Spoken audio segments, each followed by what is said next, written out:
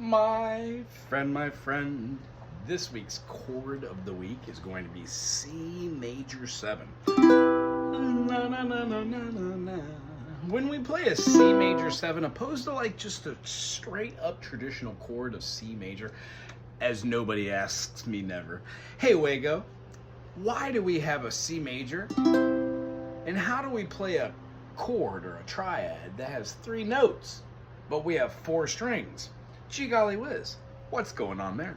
And my answer to you is such. When we play this chord, Old Faithful, that we know as being a C major, or this C major, unto which we know as being a C major, or this gem, so nasty, or any other chord which involves us having 3 notes, how do we know what those notes are when we play them? Like a G major only has 3 fingers, but there's 4 strings. What's going on here? That simply means that out of those 3 notes, that 4th note that is not other than those 3 would be an extension note. This simply means that when you play a C major like this, there are a repetition of a singular note. Whether it's a perfect prime, like in the case of G major, these 2 G's are in unison. So there isn't really a harmony. They are perfectly equal unto themselves, meaning they're the same wavelength.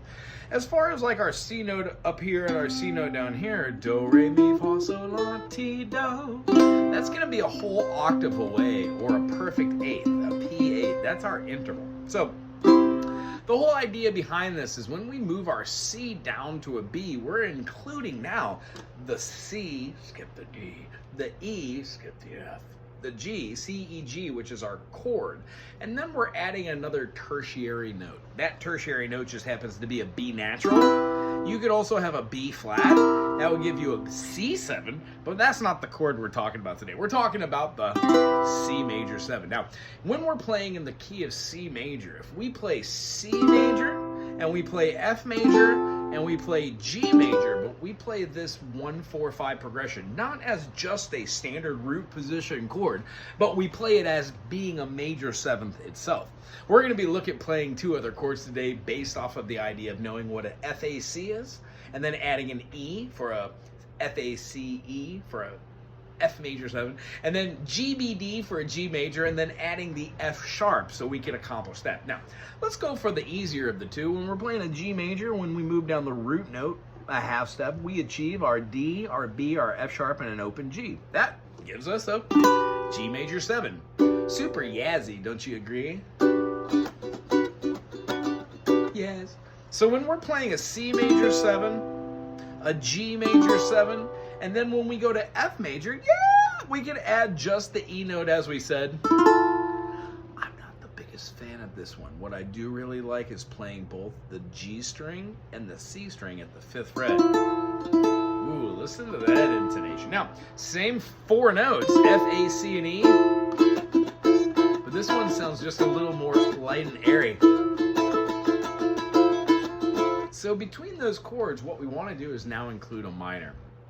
When playing in the key of C major, you have 3 choices, as there are always going to be 3 major chords, C, F, and G, 3 minor chords, E, D, and A, and then our last one would be a diminished, the B diminished. Now, on the uk, it looks like our G7 or a 5 dominant, but that's not what we're talking about today.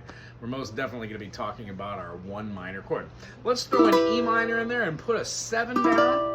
And that allows it to feel like it's moving or lining up to something cool. And here's what our progression is going to look like. Here's our C major 7. Here's our F major 7.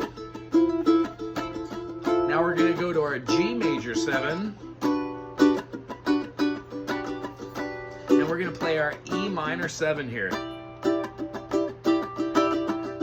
The fun part about this is you can take this finger and just lay it here. And what we learned as a valuable lesson today, sometimes when you play chords like this one, C major 7, it can be played as a staccato chord. Short and detached.